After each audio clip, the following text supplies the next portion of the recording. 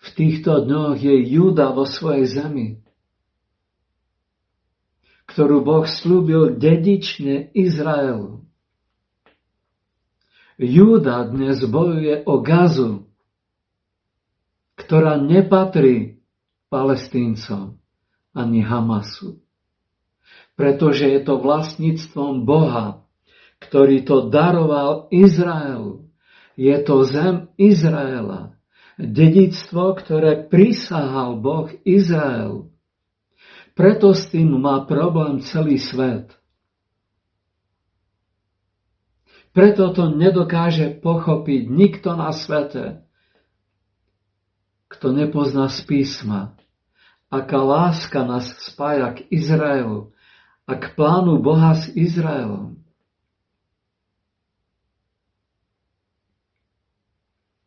Tu zem Boh nikdy nikomu nedá. Ani keby sa celé OSN postavilo na hlavu a podopieralo ušami, Boh ju nikomu nedá, lebo ju prisahal Izraelu. A Boh svoje slovo nezruší. Ak to niekto nechápe, tak potrebuje sa pokoriť a povedať: Pane, pomôž mi to pochopiť. Lebo ja vám nehovorím svoj názor. Ja vám citujem písma. Svet bude mať a mal vždy problém s Bohom. Pretože Boh tohto sveta je diabol. Preto svet nenávidí Izrael, lebo nenávidí Boha Izraela. Preto nemôže povedať áno i amen na to, čo robí Boh. Lebo Satan je nepriateľ ľudských duší.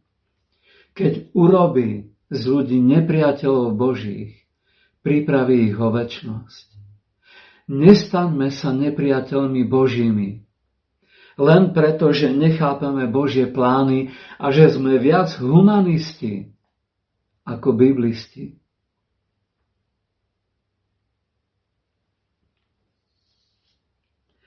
A teraz prejdem záverom k Balámovi.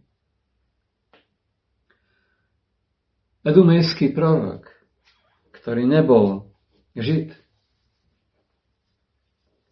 A prišli k nemu Moábske kniežata a Amalekiti. A všetky tie národy, ktoré poslal Boh vyhubiť, aby im dal zem Izraela. Od rieky Níl až po rieku Efrat a Tigris. Až po veľkú rieku Efrat. Celý Libanon, celú Sýriu, celý Irák, celú Saudskú Arábiu, polovicu Egypta, celé Jordánsko. Celú túto zem Boh prisahal Izrael.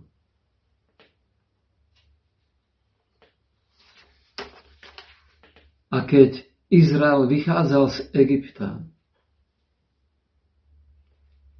a prichádzal na tieto územia, aby splnil Boží plán, aby sa stal majiteľom dedične tejto zeme, z rozkazu svojho Boha, z rozkazu jediného skutočného a právého Boha, z rozkazu Boha Biblie, tak vtedy madiánske kniežatá,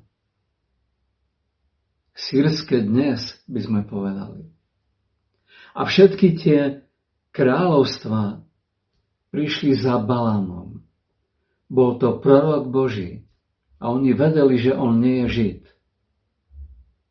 A oni vedeli, že s ním hovorí Boh a že Boh mu dal veľkú moc požehnať a zlorečiť.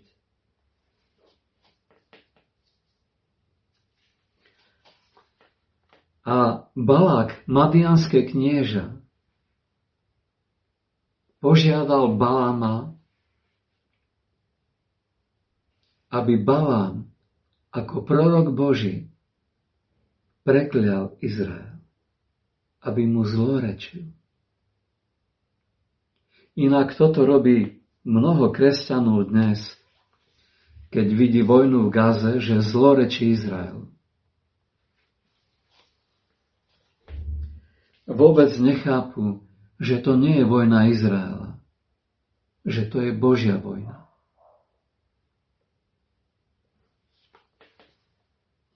Ničomu nerozumia.